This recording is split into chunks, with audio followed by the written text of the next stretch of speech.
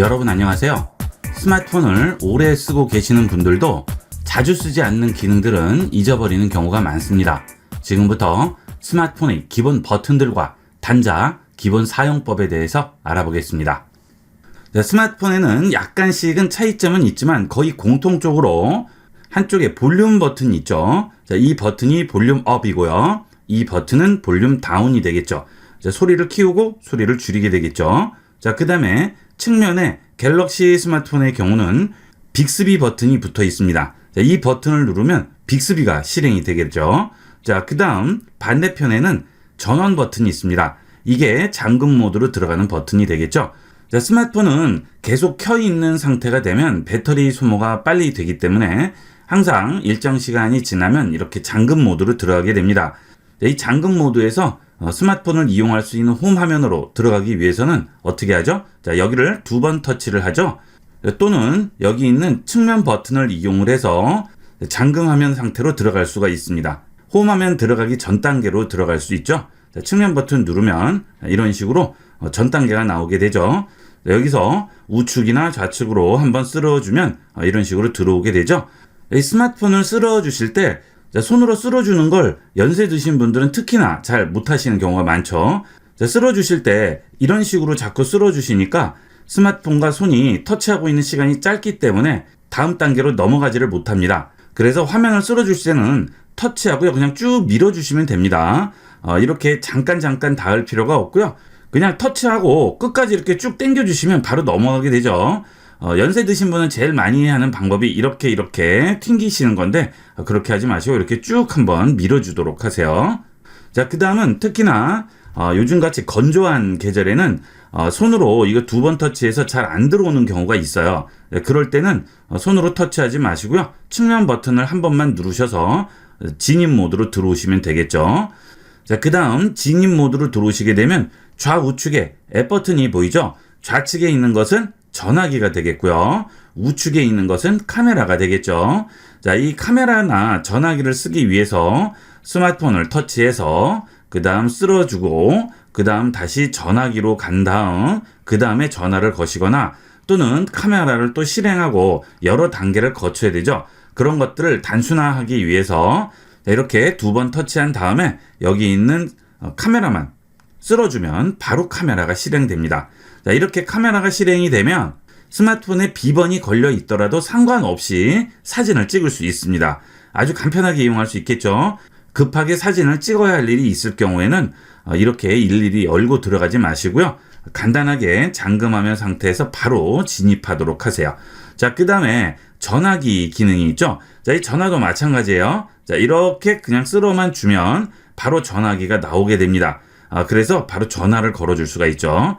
만약에 여러분이 스마트폰에 비번을 걸어 놓으셨을 경우에는 전화기를 쓰시려면 이렇게 전화기를 드래그하면 전화기 화면 들어가기 전에 잠금하면 패턴이 나오게 되죠. 이거는 풀고 들어가셔야 되겠죠. 그렇지 않으면 내 개인정보를 다른 사람이 누구나 볼 수가 있죠. 그래서 이렇게 패턴을 해제하셔야 되고요. 급한 경우에는 패턴 해제하고 이럴 시간이 없죠. 그럴 때는 아래에 있는 긴급 전화를 이용을 해서 바로 통화를 할 수가 있습니다. 긴급 전화 같은 경우에는 119라든지 이런 경우가 되겠죠. 그 다음 다시 화면 2번 터치해서요. 여기 잠금화면 상태에서 날짜 부분을 터치합니다. 그러면 지금 음악을 재생 중이면 재생 중인 음악이 여기 나오게 되고요. 그 다음 이쪽은 달력이 있죠. 지금 날짜가 나오게 되겠습니다. 그 다음에 위젯으로 설정된 루틴이 있을 경우 루틴도 확인이 가능하겠죠. 그 다음 다시 돌아왔죠. 이렇게 까만 화면 잠금이 된 상태에서 스마트폰이 엎어져 있죠. 이때 이 스마트폰을 들게 되면 바로 이 화면으로 들어오게 됩니다. 이것은 스마트폰이 알아서 인식하는 거죠. 그 다음 내 얼굴과 가까이 닿았을 때도 이렇게 스마트폰에 전원이 들어오게 돼요. 그래서 꼭 이렇게 2번을 터치한다거나 측면 버튼을 눌러서 이 상태로 들어올 필요 없이 얼굴 쪽으로 스마트폰을 가져가게 되면 바로 이렇게 화면이 켜지게 돼요. 그 다음은 삼성페이 쓰시는 분들 있죠? 그런 분들은 스마트폰 안으로 진입하실 필요 없이 터치하시고요. 아래쪽에 보면 막대가 있죠. 이걸 위로 끌어올리게 되면 삼성페이 이용할 수가 있습니다. 저 같은 경우에는 은행을 연동을 시켜놨기 때문에 이렇게 나오게 되겠죠. 자, 이때 장점은 멤버십이나 쿠폰 같은 걸 이용을 해야 되는데 그때 스마트폰을 열고 하실 필요 없이 그냥 잠금화면 상태에서도 아래쪽을 쓸어 올리면 바로 나오게 되겠죠. 여기서 이용을 하실 수가 있습니다. 자, 그 다음은 여기 있는 빅스비 버튼인데요. 이 빅스비 버튼을 눌러서 빅스비를 호출을 하게 되죠.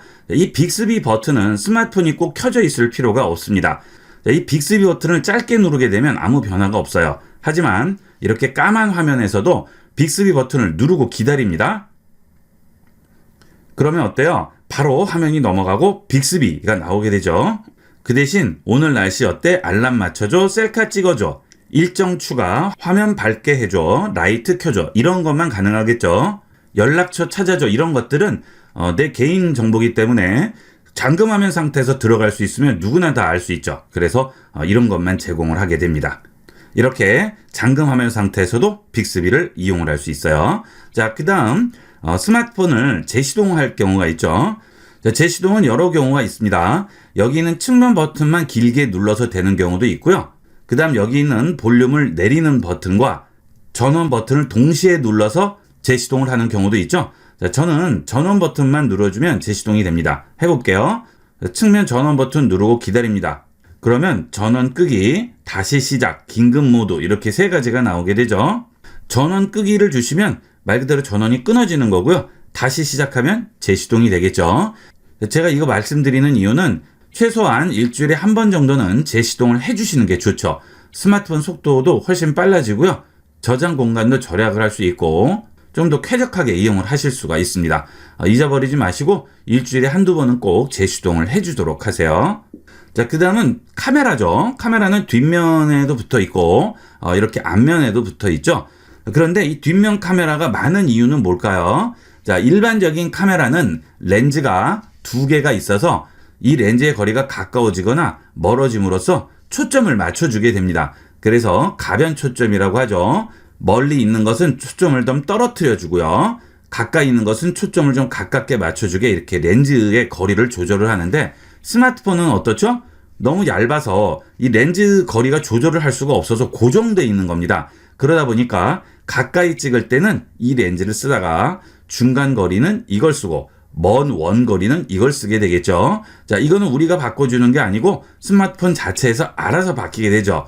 그래서 이런 렌즈가 많이 붙어 있으면 좀 더 여러 가지 다양한 거리의 사물을 깨끗하게 찍을 수가 있죠. 그래서 이 카메라 개수를 많이 늘리고 있습니다. 앞으로는 기술이 점점 발전하면서 스마트폰 카메라도 렌즈 하나로 해결을 할 때가 오겠죠. 자, 그 다음에 앞면 카메라죠. 그래서 이 후면 카메라보다는 앞면 카메라의 화질이나 해상도 또는 찍을 수 있는 범위가 훨씬 작은 거예요. 접사 같은 경우 찍을 때는 여기 있는 앞면으로는 안 되죠. 보통 셀카 같은 걸 많이 찍지 풍경 같은 건 이 앞면으로 찍지 않는 이유가 카메라가 성능이 아무래도 이 후면이 더 좋겠죠. 여러 가지를 찍을 수 있어서 그렇습니다. 자, 그 다음에 카메라가 주로 어디 붙어 있죠? 위에 붙어 있죠. 그러다 보니까 사진 같은 거를 찍으실 때도 자, 이런 식으로 카메라를 세워서 찍게 되죠. 자, 그러면 피사체가 이렇게 서 있다고 하면 자, 이 카메라의 높이는 여기고요. 다리 쪽은 거리가 떨어져 있죠. 그래서 왜곡이 되게 됩니다. 스마트폰 카메라로 사람을 찍을 경우에는 왜곡을 줄이시려면 스마트폰을 이렇게 거꾸로 들고 찍으시는 게 왜곡을 그나마 최대한 줄일 수가 있겠죠. 자, 렌즈 위치가 피사체의 중간 정도에 위치하면 양쪽으로 다 초점이 맞겠죠. 자, 그런데 스마트폰이 이렇게 세워져 있으면 아무래도 렌즈가 위에 달려 있으니까 아래쪽 거리와 위의 거리가 달라지기 때문에 왜곡이 되게 됩니다. 그래서 얼굴만 찍는 그런 인물 사진은 상관이 없지만 머리부터 다리까지 전부 나오는 사진을 찍으실 때는 되도록이면 이렇게 카메라를 거꾸로 들고 찍으시기를 권해요. 자, 그 다음은 스피커와 마이크가 있죠. 여기에 보시면 스피커가 있어요. 아주 작게 들어가 있기 때문에 잘은 안 보이실 텐데 여기에 스피커가 있고 그 다음 아래쪽에는 마이크가 있죠. 하지만 이 마이크는 스피커 기능도 같이 하게 됩니다. 그래서 음악을 틀게 되면 주로 이쪽으로 나오게 되겠죠. 자, 그 다음에 여기에 보면 유심 슬롯이 있죠. 이 유심 슬롯에 유심을 꽂게 되겠죠. 자, 여러분들이 스마트폰 구입을 하시게 되면 이런 핀이 같이 달려오죠. 이 핀을 이용을 해서 여기를 눌러서 유심을 제거를 할 수가 있죠. 이렇게 누르시면 유심이 제거가 되겠죠. 자, 이게 유심이고, 이 유심이 없으면 이 스마트폰에 이름과 주소가 없는 거나 마찬가지가 되는 거예요. 그래서 통신사에서 이 스마트폰을 찾을 수가 없는 거죠. 그래서 유심이 반드시 필요한 거죠. 자, 이 유심은 통신사 스마트폰을 쓰지 않고 요즘같이 자급제를 쓰시는 분들은 이 유심만 구입해서 꽂으시면 아무 스마트폰이나 이용을 할 수 있죠. 자, 그리고 편의점에서 이 유심을 파는 경우도 있죠. 아예 요금이 할당이 돼 있어서 그 요금까지만 쓸 수 있는 그런 기능도 있고요. 자급제에 가입해서 쓰는 경우도 있습니다. 그거는 필요에 따라서 이용을 하시면 되겠죠. 자, 그 다음은 이 스마트폰 아래쪽에 보면 이어폰 단자가 있죠. 자, 이어폰 단자는 이런 이어폰을 이용을 해서 여기에 꽂아서 이용을 하게 되겠죠. 자, 그런데 스마트폰에 꽂는 이어폰은 여기에 보시는 것처럼 자, 까만색 선이 3개가 들어가 있는 이어폰을 이용하게 됩니다. 자, 이게 스마트폰용이고요. 일반적인 이어폰은 여기에 3개가 있는 게 아니고 2줄만 있어요. 그래서 3극 이어폰, 4극 이어폰이라고 부릅니다. 4극이라는 것은 까만 선으로 나뉘어진 면이 하나, 둘, 셋, 4개가 있다는 뜻이죠. 이렇게 4극 이어폰의 경우는 이어폰에 볼륨 버튼이 붙어 있는 거예요. 그래서 이 볼륨이 조절이 가능하고요. 3극 이어폰은 이런 볼륨 버튼이 없습니다. 자, 제가 3극도 한번 가져와 봤는데요. 보시면 차이점이 있죠. 3극과 4극 이어폰. 그렇죠? 자, 이런 이어폰은 통화를 할 수가 없죠. 이어폰으로 통화가 불가능합니다. 자, 이런 4극 이어폰만 이어폰으로 통화가 가능한 거죠. 여기에 마이크가 붙어 있기 때문에 그래요. 그래서 스마트폰에서도 이런 3극 이어폰을 이용할 수 있지만 이 이어폰의 경우에는 통화도 불가능하고 볼륨도 조절이 안 되고요. 4극만 가능합니다. 자, 그 다음은 요즘은 이런 이어폰 단자 자체가 안 달린 그런 스마트폰도 있습니다. 그런 경우에는 USB에 연결을 해서 이용을 하죠. 이렇게 USB 단자에 이렇게 꽂아주고요. 그 다음 여기에 이어폰을 연결하는 그런 방식이죠. 자, 이렇게 연결을 하겠죠. 자, 이러면 이어폰을 이용을 할 수 있겠죠. 자, 이렇게 스마트폰에 따라서 방식이 다르니까 거기에 맞춰서 이용하시면 됩니다. 자, 이 이어폰 단자가 없는데 이어폰만 있으면 아무 의미가 없죠. 이렇게 이어폰 단자가 없는 경우에는 반드시 중간 연결 어댑터가 있어야 됩니다. 자, 이런 거는 구입 시 같이 오거나 아니면 따로 구입을 하셔야 되죠. 자, 그 다음은 요즘 나오는 스마트폰들은 전부 이렇게 USB-C 단자로 연결이 되는 경우가 대다수인데 몇 년 전 스마트폰들은 이 C 단자가 붙어 있지 않고 USB 2.0 단자가 붙어 있죠. 자, 그런 경우에 단자들이 다 다르기 때문에 이런 중간을 연결해주는 어댑터들이 있습니다. 자, 이런 것들인데요. 자, 이 단자의 경우에는 앞부분은 USB-C로 돼서 스마트폰에 연결이 되고요. 뒷부분은 우리가 일반적으로 보는 USB 단자가 있죠. 우리 컴퓨터에서 쓰시는 그 USB를 여기에 그냥 이렇게 꽂아줄 수가 있는 거죠. 자, 그러면 저장 공간 대용으로 쓸 수가 있겠죠. 갤럭시의 경우 삼성 넷 파일 들어가시면 이 USB 디렉토리를 찾아줄 수가 있습니다. 자, 삼성 넷 파일 들어갔습니다. 자, 그러면 여기에 내장 메모리와 USB 저장 공간이라고 보이죠? 자, 이게 지금 우리가 금방 새로 끼워 넣은 USB가 되겠죠. 자, 이렇게 스마트폰에도 이런 단자들을 이용을 해서 여러 가지를 연결할 수 있죠. 자, 그 다음에 이 USB-C 단자를 이용을 해서 USB 2.0을 연결하는 경우도 있죠. 자, 그럴 때는 또 단자가 이런 모양이 있죠. 이것은 여기에 또 꽂아주시면 2.0 단자를 또 이용을 할 수가 있습니다. 자, 그 다음 이런 USB 메모리 말고요. 이런 마이크로 SD 카드라든지 또는 이런 일반 SD 카드를 꽂는 경우가 있죠. 자, 그럴 경우에는 이런 걸 꽂을 수 있는 어댑터가 있어야 되겠죠. 그래서 그럴 경우에는 OTG라는 걸 또 이용을 하게 됩니다. 자, 이것은 연결 단자 반대편에 여러 개를 꽂을 수 있는 것들이 있어요. 그래서 이런 것들도 같이 연결을 할 수 있고, 그렇죠? 자, 그 다음 또 이것도 연결을 할 수 있죠. 이렇게. 자, 그 다음에 여기 있는 USB, 일반 USB도 연결할 수 있습니다. 이런 식으로 다 연결이 가능하죠. 외부에서 갑자기 저장 공간이 부족하셨을 경우에는 이런 식으로 저장을 할 수도 있습니다.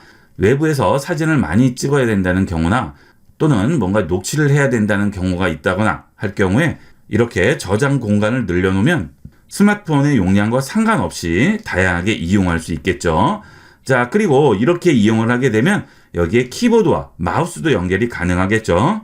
자, 이런 USB 연결 단자를 꽂아놓고 여기에 마우스나 키보드 연결하면 바로 여기에서 마우스 키보드를 활용할 수가 있습니다. 이 스마트폰은 작은 컴퓨터라고 생각하셔도 되겠죠. 자, 외부 장비나 이런 것들 전부 연결이 가능해요. 자, 그 다음은 전화 연결을 하셨을 때, 자, 이렇게 통화를 했어요. 그리고 전화를 끊어요. 그러면 끊을 때 여기 있는 전화 끊는 버튼을 이용을 해서 끊게 되는데 이게 잘 안 끊기는 경우가 있죠. 그래서 상대편이 전화 끊고 내 상황을 전부 듣고 낭패 보는 경우도 있습니다. 그래서 전화를 끊을 때는 여기 있는 측면 버튼을 이용을 해서 확실하게 꺼주는 게 좋겠죠. 자, 이 버튼을 누르면 전화가 꺼지는데 그것은 설정을 해야 됩니다. 자, 여기 우측 상단 점 3개 버튼 누르시고요. 설정 들어갑니다. 그러면 전화 받기 및 전화 끊기라고 있어요. 여기에 들어가시게 되면 전원 버튼을 눌러서 통화 종료라고 돼 있죠. 자, 이걸 꼭 체크해서 이용을 하도록 하세요. 여기에 체크가 돼 있으면 이제 통화하다가 전화를 끊을 때는 이 버튼만 누르면 바로 전화가 끊어지게 되겠죠. 전화를 끊는 제일 확실한 방법이 되겠습니다. 자, 그 다음은 헷갈려 하시는 분들이 많은 경우인데요. 자, 이렇게 통화 상태가 나왔어요. 자, 이 상태에서 홈 버튼 눌러버리면 지금 통화 화면이 없어졌죠. 자, 이것 때문에 헷갈리시는 분들이 많은데요. 지금 통화 상태일 경우에는 상단에 전화기 버튼이 깜빡깜빡입니다. 자, 지금 깜빡이고 있죠. 자, 그리고 녹색 바가 생기죠. 자, 이러면 통화 중인 거예요. 자, 이때 위에서 아래로 쓸어 내리게 되면 초록색 박스가 보이게 되죠. 자, 이게 지금 통화 상태인 거죠. 자, 이 상태에서 여기를 한번 터치를 해주시면 언제든지 원래 화면으로 돌아오게 되겠죠. 잘못해서 홈 버튼 눌렸을 때 당황하지 마시고, 자, 이런 식으로 원래대로 돌아오시면 되고요. 자, 그 다음에 가끔 통화하시다가 상대편이 내 소리를 못 듣는 경우가 있어요. 자, 그럴 때는 통화하다가 얼굴에 눌려서 여기 있는 내 소리 차단 버튼이 눌려서 그렇습니다. 자, 이게 눌려버리면 내 소리가 상대편한테 들리지가 않는 거죠. 자, 그래서 상대편이 여보세요? 여보세요? 자꾸 그럴 경우에는 이 내 소리 차단 버튼이 눌려져 있는지 꼭 확인을 해 보셔야 되겠습니다. 자, 그 다음에 여기를 눌러서 차단을 해야 되는데 잘 안 될 경우가 있죠. 자, 그러니까 그럴 때 아까 우리가 설정한 것처럼 측면 버튼을 눌러서 전화를 끊으면 확실하게 종료를 할 수가 있겠죠. 스마트폰 이용 시에 기본적인 필수 기능 중 꼭 활용해야 할 편리한 기능 10가지를 알아보겠습니다. 첫 번째로 손전등 기능이죠. 자, 우리가 손전등 이용을 할 때 상단을 터치해서 아래로 내린 다음 여기서 손전등을 켜고 뒤쪽에 불빛을 이용을 하는 경우가 있는데요. 이때 이 손전등의 밝기 단계를 조절할 수가 있습니다. 자, 손전등을 누르고 기다립니다. 그러면 이렇게 밝기 창이 뜨게 돼요. 그래서 5단계의 밝기로 조절을 할 수가 있죠. 빛의 밝기가 많이 필요하지 않은 경우에는 밝기를 낮춰서 조정하시면 배터리 소모가 적어서 좀 더 오래 사용할 수가 있겠습니다. 그 다음은 알림 설정인데요. 자, 상단을 터치해서 내리게 되면 이렇게 알림창이 나오게 되죠. 자, 여러 가지 알림들이 나오는데 이 알림들을 한꺼번에 지울 수 있죠. 스마트폰을 이용하시다 보면 이 알림창에 알림들이 굉장히 많이 나오게 됩니다. 알림이 여러 개가 이렇게 올라와 있다 보면 실제 중요한 알림을 놓치는 경우가 있죠. 그래서 필요 없는 알림들은 지워주는 게 좋겠죠. 자, 우측 하단에 보면 지우기라고 있습니다. 이걸 누르시면 기존에 있던 알림들을 전부 지워주게 되겠어요. 자, 그 다음은 알림이 왔는데 잠시 후에 잊어버릴 것 같아요. 그래서 한 번 더 상기를 시켜줬으면 좋을 것 같습니다. 그럴 때는 우측에 있는 화살표를 누르시고요. 우측 아래에 있는 종 모양을 누릅니다. 그러면 아래 시간이 지난 후 다시 알림 표시한다고 하죠. 내가 원하는 시간을 지정하고 저장을 해주시면 해당 시간이 지나면 다시 알림을 주게 되겠죠. 중요한 알림인데 잊어버릴 것 같을 경우에는 이런 식으로 시간을 설정을 해서 알림을 한 번 더 오게끔 만들어주면 되겠습니다. 자, 그 다음은 스마트폰 이용하시다 보면 알림이 굉장히 많이 와요. 업무를 보시거나 다른 일 하실 때 굉장히 신경 쓰이고 불편한 경우도 있죠. 꼭 필요한 알림만 켜고 나머지는 끄고 싶습니다. 그럴 때 아래쪽에 있는 알림 설정을 이용해서 필요한 알림만 켤 수 있습니다. 알림 설정 들어갑니다. 여기 보시면 적용할 앱이라고 나오죠. 자, 이걸 누르시게 되면 알림이 오게 되는 앱들이 전부 나오게 되는데요. 메시지라든지 카카오톡 이런 것들은 알림이 오죠. 자, 그 다음에 갤럭시 원격 서비스. 이런 알림을 꼭 쓰는 게 아니라면 필요가 없죠. 이런 것도 꺼주시면 좋겠고요. 저 같은 경우는 이제 교보 이북이 있는데 이런 건 알림을 해놨습니다. 자, 그 다음에 기기 찾기 같은 경우에도 필요 없으면 끄시면 되겠고요. 뭐 네이버 메모라든지 마이박스라든지 이런 설치된 앱들은 알림이 자동으로 켜지기 때문에 필요 없는 앱들은 전부 알림을 꺼주도록 하세요. 그러면 좀 더 간편하게 이용을 할 수가 있겠죠. 그 다음은 최근에 알림 보낸 앱이죠. 여기도 보시고 필요 없는 앱들은 전부 꺼주도록 하세요. 더보기 하시면 최근에 온 알림 순서대로 나오게 되죠. 여기서 보고 꺼주시면 제일 확실한 방법이 되겠죠. 자, 그 다음은 설정에 들어오셔서 소리 제어를 하는 방법을 알아보도록 하겠습니다. 설정에 소리 및 진동으로 들어갑니다. 자, 아래쪽으로 내려가시게 되면 시스템 소리 진동 제어라고 있죠. 여기 들어가세요. 스마트폰을 이용을 하시다 보면 전혀 생각지 못한 곳에서 소리가 나는 경우도 있고요.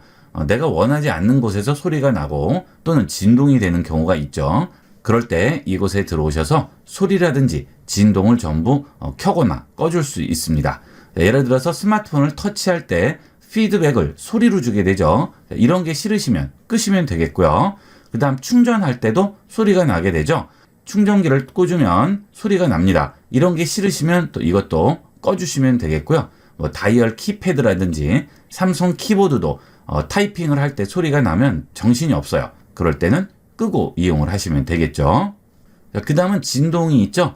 터치하게 되면 진동이 울린다든지 내비게이션 할 때 진동이 울리고 충전할 때 키보드 이럴 때 전부 진동이 있죠. 자, 키보드는 저는 껐습니다. 이게 기본적으로는 켜 있을 거예요. 이 키보드에 터치할 때 켜져 있으면 굉장히 불편해요. 정신이 없죠. 이럴 때는 끄고 이용하시면 좀 더 편리하게 이용할 수 있어요. 자, 그 다음은 설정에 있는 디스플레이로 들어가겠습니다. 여기에 보시면 밝기 최적화라고 되어 있죠. 자, 이 밝기 최적화가 켜져 있는 경우가 있습니다. 자, 이렇게 되면 햇빛 아래에 들어가면 화면이 갑자기 어두워져서 보이지가 않는다든지 어두운 데 가면 자동으로 밝기가 올라가서 눈이 부시는 경우가 있죠. 보통 스마트폰 이용을 하실 때 본인이 원하는 밝기가 있죠. 이 밝기 최적화를 하면 그게 되지가 않죠. 그래서 이 밝기 최적화는 특별한 경우가 아니면 끄고 이용을 하시는 게 훨씬 편리하게 이용을 할 수 있습니다. 화면이 자동으로 어두워지고 밝아질 경우에는 이 밝기 최적화 꼭 확인해 보도록 하세요. 그 다음은 자연스러운 화면과 편안하게 화면 보기죠. 이 화면 모드로 들어가게 되면 경계선 부분을 선명하게 만들어주는 그런 기능을 제공을 합니다. 그런데 이 경계선이 선명해질수록 장시간 보게 되면 눈이 좀 피곤해지죠. 그래서 되도록이면 자연스러운 화면으로 주시는 게 장시간 볼 때 눈에 무리가 가지 않고 좋겠죠. 물론 선명하게 보고자 하시는 분들은 선명한 화면을 이용을 하시면 되겠죠. 스마트폰 이용을 하시다가 왠지 내 스마트폰은 선명해 보이지가 않는다 하실 경우 여기서 확인을 해보시고요. 너무 선명해서 눈이 좀 아프다 하실 경우에는 자연스러운 화면으로 바꿔주도록 하세요. 그 다음에 편안하게 화면 보기죠. 스마트폰을 보시게 되면 기본적으로 파란색 색감에 맞춰져 있습니다. 그래서 깨끗하게 보이기는 하지만 장시간 보시면 눈이 좀 아파요. 시력에는 영향을 주지 않을 수 있지만 일단 눈에 부담이 갑니다. 되도록이면 블루라이트를 켜고 이용을 하시면 좀 더 따뜻한 느낌으로 눈에 무리가 덜 가게 되겠죠. 자, 물론 이걸 켜게 되면 처음에는 약간 노란빛이 돌아요. 그런데 한두 번 보면 익숙해져서 전혀 어색하지가 않습니다. 특히나 저녁 시간대나 어두운 데서는 색온도를 좀 따뜻하게 해서 이용을 하시면 훨씬 눈에 부담을 덜 주게 되겠습니다. 그 다음은 똑같은 디스플레이 메뉴인데요. 글자 크기와 스타일이죠. 스마트폰을 이용하시는 분들마다 눈에 익숙한 글자 크기가 있겠죠. 여기서 글자 크기를 조절해 줄 수 있습니다. 너무 작으면 보기가 어려워요. 되도록이면 시원시원하게 크게 놓고 보는 게 좋겠죠. 너무 커져 버리면 다른 곳에 침범이 돼서 오히려 불편할 수 있습니다. 이거는 사이즈를 조절하면서 적당한 크기로 잡아서 이용을 하도록 하세요. 자, 그 다음에 굵게도 줄 수가 있죠. 자, 그런데 글자 크기를 굵게 줘버리면 너무 답답해 보이는 수가 있어요. 이것도 개인차가 있기 때문에 한번 켜보시고 이용을 하도록 하세요. 그 다음 화면 크게 작게죠. 자, 들어가 보겠습니다.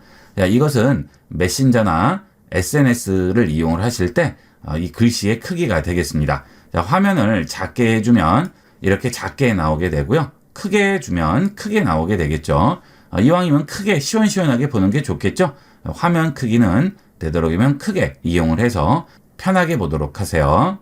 자, 그 다음은 화면 자동 꺼짐 시간인데요. 필수적인 기능들이 디스플레이에 많죠. 디스플레이는 아무래도 눈으로 직접적으로 보는 부분이기 때문에 이렇게 설정할 게 좀 많아요. 여기만 잘 설정을 해도 훨씬 편리하게 이용할 수 있어요. 자, 자동 꺼짐 시간도 지정을 할 수 있죠. 여기에 들어가시면 지금 저는 30분으로 해놨는데 보통 2분 안쪽으로 돼 있을 겁니다. 그런데 이렇게 짧게 돼 있으면 웹 같은 거나 문서 같은 거 읽으실 때 자꾸 꺼지니까 불편하죠. 자, 그럴 때는 조금 길게 잡으시는 게 좋겠죠. 그 대신 이렇게 길어질수록 배터리 소모량은 많아지겠죠. 필요할 때만 좀 늘려서 이용을 하시고 평상시에는 좀 짧게 잡는 게 좋겠죠. 자, 이렇게 30분으로 예를 들어 화면 자동 꺼짐 시간을 지정하면 스마트폰을 그대로 놔둬도 30분 동안 화면이 계속 켜 있어요. 나는 왠지 배터리가 자꾸 금방금방 소모가 되는 것 같다 하시는 분들은 화면 자동 꺼짐 시간 확인을 꼭 한번 해보도록 하세요. 자, 그 다음은 설정에서 홈 화면으로 들어가도록 하겠습니다. 자, 홈 화면 들어오시게 되면 홈 화면에 앱스 버튼 표시라고 나오죠. 자, 이 부분도 꼭 켜고 이용하도록 하세요. 자, 저 같은 경우에는 이렇게 앱스 버튼이 하나 나와 있어요. 그래서 이 버튼을 누르면 앱스 화면으로 바로 넘어가게 되죠. 자, 이 버튼이 없으면 어떤 식으로 넘어가죠? 하단을 위로 쓸어 올려서 들어가게 되죠. 자, 그런데 다른 앱들을 이용하거나 할 때는 이렇게 터치해서 올리게 되면 제대로 나오지 않는 수가 많아요. 그래서 굉장히 불편합니다. 하지만 이 앱스 버튼이 있으면 어떤 앱이든 이 앱스 버튼만 누르면 바로 앱스 화면으로 들어가게 되겠죠. 자, 이거 굉장히 편리합니다. 되도록이면 이 버튼 꼭 꺼내놓고 이용하도록 하세요. 자, 그 다음 다시 홈 화면에서 아래쪽에 가시면 홈 화면 쓸어내려 알림창 열기라고 나오죠. 자, 이것도 필요하시면 켜고 이용하도록 하세요. 자, 이 부분이 꺼져 있게 되면 상단 부분을 터치해서 내려야만 알림창이 열리게 되지만 이 부분이 켜 있으면 홈 화면에 아무 곳이나 터치해서 내리면 알림창이 바로 열리게 됩니다. 자, 이렇게 화면 중간에 아무 곳이나 터치해서 내려도 바로 열리게 되겠죠. 그렇지 않은 경우에는 상단 부분을 제대로 터치해서 내려야만 알림창을 열 수 있죠. 이거 의외로 불편해요. 그래서 꼭 이렇게 아무 곳이나 터치해도 내릴 수 있는 홈 화면 쓸어내려 알림창 열기 켜고 이용을 해보도록 하세요. 자, 그 다음 설정에서 아래쪽으로 내려가시다 보면 배터리 및 디바이스 케어라고 있습니다. 자, 여기 들어갑니다. 자, 스마트폰을 조금이라도 관리를 하면서 이용을 하시면 배터리 사용 시간이라든지 저장 공간이라든지 속도 같은 것들을 좀 더 빠르고 편하게 이용을 할 수 있는데 그것을 일일이 관리를 하려면 복잡하죠. 그리고 시간을 또 따로 할애를 해야 되고 귀찮습니다. 가장 간단하고 빠르고 편리하게 관리할 수 있는 방법은 디바이스 케어에서 최적화하는 방법이 되겠습니다. 저는 보통 2, 3일에 한 번씩 눌러줘요. 여러분들도 2, 3일에 한 번씩만 눌러주셔도 훨씬 빠르고 쾌적하게 이용을 할 수 있어요. 자, 최적화 눌러주시면 배터리라든지 그 다음 저장 공간, 메모리를 최적화해 주게 됩니다. 완료합니다. 그러면 완벽하다고 나오죠. 자, 이렇게 하지 않으면 배터리 저장 공간, 램, 디바이스 보호 일일이 들어가서 다 설정을 해야 돼요. 귀찮죠? 이렇게 하는 게 훨씬 빠르고 편리합니다. 2, 3일에 한 번 정도만 이렇게 디바이스 케어로 최적화 시켜 주시고요. 일주일에 한 번 정도만 재시동만 해주셔도 2, 3년 이상 된 스마트폰들도 쾌적하고 빠르게 이용을 할 수가 있겠습니다. 자, 이거는 제일 간편하게 할 수 있는 방법이니까 꼭 이용을 하도록 하세요. 자, 이렇게 해서 이번 시간은 스마트폰의 필수 기능 중 꼭 활용해야 할 기능에 대해서 알아봤습니다. 많이 이용을 해보도록 하세요. 자, 이번 시간은 여기까지 하도록 하겠습니다. 감사합니다.